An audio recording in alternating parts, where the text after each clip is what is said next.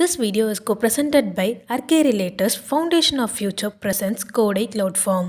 அரசியல் கட்சி தலைவர்னாலே மற்ற அரசியல் லீடரை விமர்சனம் செய்கிறது ஒரு இயல்பான விஷயம் தான். ஆனால் இவர் மற்ற கட்சியை விமர்சனம் செஞ்சிருக்காரு. இப்போ அதுதான் செம்ம ட்ரெண்டிங்காக இருக்கு. சரி, இதுதான் ட்ரெண்டிங்காக இருக்குன்னு பார்த்தா இப்போ இவர் விமர்சனம் பண்ணாங்கல்ல, அதுக்கு எதிராக இப்போ இவரை வச்சு சில பேர் விமர்சனம் பண்ணுறாங்க. அது இன்னும் செம்ம ட்ரெண்டிங் ஆகி இப்போ மீடியா ஃபுல்லாக அப்படியே ஒரு வைரலாக போய்கிட்டே இருக்கு. அது என்னன்னு கேட்குறீங்களா? தமிழக வெற்றி கழகத்தோட முதல் பொதுக்குழு கூட்டத்தை விஜய் அவர்கள் நடத்தியிருக்காரு. அதில் ஸ்டேட் கவர்மெண்ட்டையும் சரி, சென்ட்ரல் கவர்மெண்ட்டையும் சரி விமர்சனம் பண்ணியிருக்காரு. அது எப்படி இவர் விமர்சனம் பண்ணலாம் அப்படின்னு சொல்லி இவருக்கு எதிராக மற்ற கட்சிக்காரங்களும் விமர்சனம் பண்ணியிருக்காங்க. சரிங்க, அப்படி இவர் என்ன விமர்சனம் பண்ணாரு? இவர் விமர்சனம் பண்ணதுனால மற்ற ஏன் இவரை விமர்சனம் பண்றாங்க? அப்படி என்னத்தாங்க அவர் சொன்னாரு அப்படின்னு நமக்குலாம் ஒரு கேள்வி வரும்ல. அதை பற்றி தான் இன்னைக்கான வீடியோவில் நம்ம பார்க்க போறோமே. தமிழக வெற்றி கழகத்தோட முதல் பொதுக்குழு கூட்டத்தில் சமீபத்தில் நடத்தினாங்க. அதில் தமிழக வெற்றி கழகத்தோட முக்கியமான உறுப்பினர்கள், செயலாளர்கள், தலைவர்னு பல பேர் அதில் பேசினாங்க. அதில் விஜய் அவர்களும் பேசினாங்க. அதில் தான் மத்தியிலையும் சரி, மாநிலத்திலையும் சரி ஆளுகின்ற கட்சியை அவர் விமர்சனம் பண்ணார். அது என்னன்னு பார்த்தீங்கன்னா, தன்னோட முதல் பேச்சிலேயே எல்லாருக்கும் வணக்கம் சொல்லிட்டு கொஞ்சம் ஆக்ரோஷமாக பேச்சை ஆரம்பிச்சிருக்காரு. அதில் அரசியல்லாம் என்னங்க அப்படின்னு ஒரு கேள்வி கேட்டிருக்காரு. அதுக்கு பதிலும் அவரே சொல்லியிருக்காரு. அரசியலாம் என்னதுன்னு பார்த்தா எல்லா குடும்பத்தையும் வாழ வைக்கிறது, நல்லா இருக்காங்களா பார்க்குறது, இது தாங்க அரசியல். ஆனால் இங்கே ஒரு குடும்பம் மட்டும்தான் நல்லா இருக்குது அப்படின்னு சொல்லி திமுக இவர் மறைமுகமாக அப்படி சொல்லியிருந்தாருங்க. இப்போ இருக்கிற ஆட்சியில் சரியான ஒரு பாதுகாப்பு இல்லை, ஒரு ஃபெசிலிட்டி இல்லை, இங்கே நிறைய ஊழல், லஞ்சம் அதிகமாகிட்டே போகுது. இதுக்கிடையில் திமுக என்ன சொல்கிறாங்க பார்த்தீங்கன்னா, பிஜேபி நாங்கள் பாசிச கட்சி, அது ஒரு சிறந்த கட்சி கிடையாது அப்படி இவங்க விமர்சனம் பண்ணுறாங்க. ஆனால் இன்னும் சொல்லப்போனால் சென்ட்ரலில் பிஜேபி என்ன பண்ணுறாங்களோ அதை தான் ஸ்டேட்டில் திமுக பண்ணுது. ஆக மொத்தம் ரெண்டும் ஒரே மாதிரி தாங்க பண்ணுறாங்க அப்படின்னு பல குற்றச்சாட்டுகளை அடுக்கி வச்சுட்டே போயிருந்தாரு விஜய் அவர்கள். இன்னும் ஒரு கட்டத்துக்கு போய் இங்கே பெண்களுக்கு பாதுகாப்பே கிடையாதுங்க, இங்கே பெண்களுக்கு பாதுகாப்பு இருக்கா? இல்லவே இல்லை. தினமும் ஒவ்வொரு செய்தி நாங்கள் கேட்கும் போது எங்களுக்கு பதறுது, இதெல்லாம் மாற்றணும், அதுக்கு 2026 தான் கரெக்டாக இருக்கும் அப்படின்னு அவர் சொல்லியிருக்காருங்க. அது மட்டும் இல்லாமல் இப்போ இங்கே பெண்களுக்கு பாதுகாப்பே இல்லை. ஆனால் இப்போ மட்டும் ஒரு வீடியோ மட்டும் போட்டிருக்காரு பார்த்தீங்களா முதலமைச்சர் அவர்கள். என்ன வீடியோ? நான் அவங்க அப்பா பேசுகிறேன் அப்படின்னு. என்னங்க அப்பா நீங்கள் சொல்கிறீங்க, ஆனால் இங்கே பெண்களுக்கு நீங்கள் பாதுகாப்பு தரல, சட்ட ஒழுங்கு ரொம்ப சீர்கெட்டு போயிருக்குங்க அப்படின்னு அவர் சொல்லியிருக்காருங்க. இதுக்கெல்லாம் ஒரு படிக்கு மேலே போய் ஹைலைட்டாக ஒரு வார்த்தை சொன்னார். என்னன்னா, மாண்புமிகு மன்னராட்சி முதல்வர் அவர்களே. அதே மாதிரி இன்னொரு வார்த்தை சொன்னார் பாருங்க. அதுதான் ஒரு பிக் பேங்காவே ஆகியிருக்கு. என்னன்னா, மாண்புமிகு திரு முத்துவேல் கருணாநிதி ஸ்டாலின். இதை கேட்ட உடனே அரங்கத்துல எல்லாரும் பயங்கர கரகோஷத்தோட கையெல்லாம் தட்டி ஆரவாரம்லாம் பண்ணியிருக்காங்க. அடுத்த ஒரு விஷயத்தையும் சொல்றாரு. என்னன்னு பார்த்தீங்கன்னா, இங்க பாருங்க, திமுக என்ன சொன்னாங்க? டிவிக்கு ஒரு கட்சியா அவங்க முதலமைச்சர் ஆற முடியுமா? நேற்று இது அப்படி விமர்சனம் நீங்க சொல்றீங்கல்ல, அப்ப ஏங்க டிவிகேக்கு மட்டும் இவ்வளவு நெருக்கடியை நீங்க கொடுக்குறீங்க? டிவிகே இப்ப மட்டும் இல்லைங்க, அப்பத்துல நாங்க எது பண்ணாலும் நெருக்கடியை மட்டும் தான் டிஎம்கே தருது. முதல் மாநாடுல இருந்து இப்ப வரைக்கும் நூல் வீழ்ச்சி விழா, அப்புறம் பரந்தூர் விமான நிலைய பிரச்சனை, அப்புறம் டிவிக்கோட 2ஆம் ஆண்டு தொடக்க விழா, ஏன் இப்ப நடக்கிற புதுக்குழு கூட்டத்துக்கு கூட இடமே இங்க யாருமே கொடுக்கவே இல்லை. சதிவேலாம் பண்ணீங்க. நீங்க ரொம்ப ரொம்ப ரொம்ப நெருக்கடியை டிவிகேக்கு தரீங்க. இதெல்லாம் எதனால? டிவிக்கு வந்துருமோ, டிவிக்கு ஜெயிச்சிருமோ, அதனால தானே. ஆனா நீங்க இந்த மாதிரி நெருக்கடி எவ்வளவு கொடுத்தாலும் சரி நாங்க நிற்போம். அதாவது ஆத்துக்கு அணை போடலாங்க, ஆனா காத்துக்கு போட முடியுமா அப்படின்னு மாசா பேசியிருக்காரு.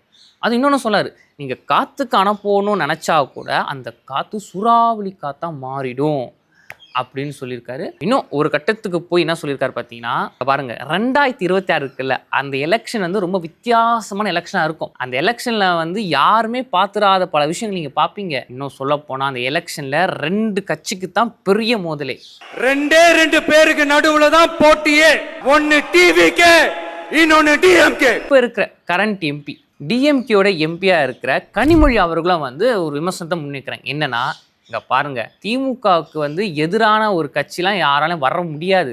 ஸ்டாலின் அவர்கள் இருக்காருங்க பார்த்தீங்களா, அவருக்கு எதிரான ஒரு தலைவராகவும் வர முடியாது, அவர் சொல்லித்தாங்க இருப்பாரு அப்படின்னு அவங்க விமர்சனம் பண்ணாங்க.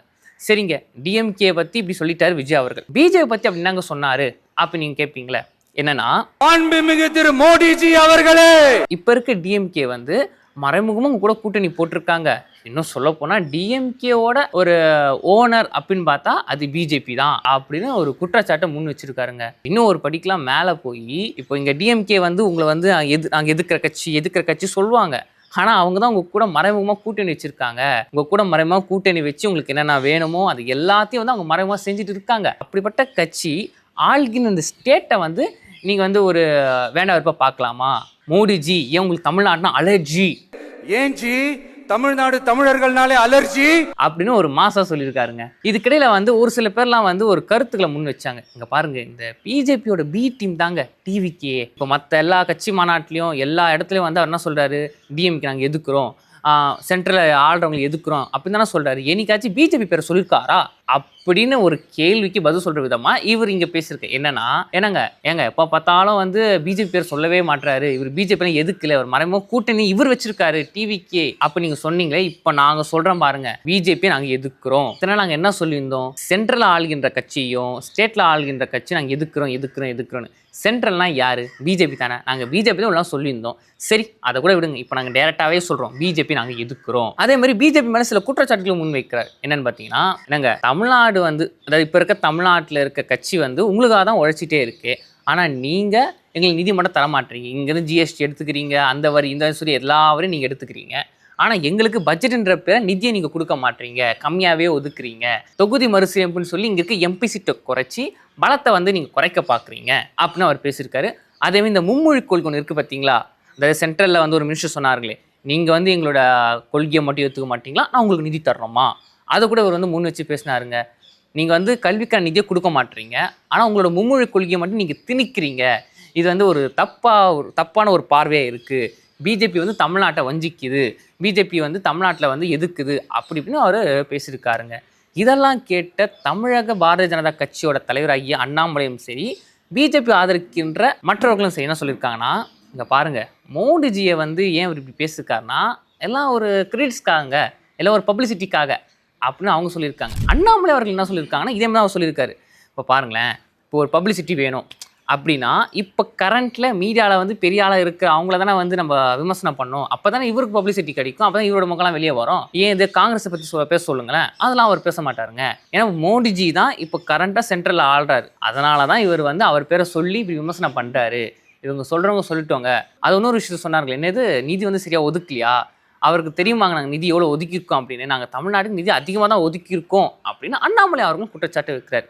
சரிங்க, இப்போ வந்து டிஎம்கே பிஜேபி இவங்களாம் வந்து அவங்க சைட்லேருந்து சில விமர்சனம் முன் வச்சாங்க. இப்போ மற்ற கட்சிக்காரங்களாம் இந்த புதுக்குழு கூட்டத்தை பற்றி என்ன விமர்சனம் பண்ணுறாங்க பார்த்தீங்கன்னா, அஇஅதிமுக செய்தி தொடர்பாளர் வந்து ஒரு விஷயத்த சொல்கிறார். என்னென்னா, இப்போ வருகின்ற எலெக்ஷனில் வந்து ஏடிஎம்கேவும் டிவிக்கும் கூட்டணி வச்சா நல்லா இருக்கும் அப்படின்னு மக்கள் சொல்கிறாங்க அப்படின்னு அவர் சொல்கிறாரு. ஆனால் அப்படி நீங்கள் கேட்கலாம், ஏற்கனவே அமித்ஷா அவர்கள் சொன்னாருங்களே தமிழ்நாட்டில் வந்து ஜனநாயக கூட்டணி இருக்கும் அப்படின்னு, அதுக்கும் அவரே பதில் சொல்கிறார். என்ன சொல்கிறாருன்னா, இப்போ வரைக்கும் பிஜேபியோட கூட்டணி இருக்கும்னு எந்த ஒரு அஃபிஷியல் நியூஸும் வரல, ஆனால் டிவிக்கேவும் ஏடிஎம்க்கும் கூட்டணி போட்டால் நல்லா இருக்கும்.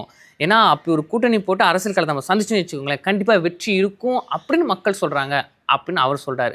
விடுதலை சிறுத்தைகள் கட்சியில் இருக்கின்ற ஒரு எம்எல்ஏ என்ன சொல்கிறாருன்னா, இங்கே பாருங்கள், இந்த புதுக்குழு கூட்டத்தில் இவர் பேசினது இதெல்லாம் வந்து சும்மாங்க, பிஜேபியோட பி டீமே, அதாவது பிஜேபியோட பி டீம்னா இந்த டிவிக்கு தான் நம்ம சொல்லி ஆகணும். தமிழ்நாட்டில் வந்து ஓட்டை உடைக்கிறதுக்காக தான் இந்த டிவிகே என்ற ஒரு கட்சியே இருக்குது, இதெல்லாம் வந்து சும்மாங்க, பிஜேபியோட பி டீம்னா அது டிவிகே அப்படின்னு விடுதலை சிறுத்தைகள் கட்சியில் இருக்க ஒரு எம்எல்ஏ வந்து ஒரு குற்றச்சாட்டை முன் வச்சார். சரிங்க, அந்த கட்சிக்காரங்க அப்படி சொல்கிறாங்க, இந்த கட்சிக்காரங்க இப்படி சொல்கிறாங்க, அதெல்லாம் ஒரு பக்கம் இருக்கட்டும். இப்போது மக்களாகி நீங்கள் விஜய் அவர்கள் சொன்ன கருத்தை நீங்கள் எப்படி பார்க்குறீங்க அப்படின்னு நீங்கள் சொல்லணும்னா இருந்தால் நம்ம கமெண்ட் பாக்ஸில் சொல்லிட்டு போங்க.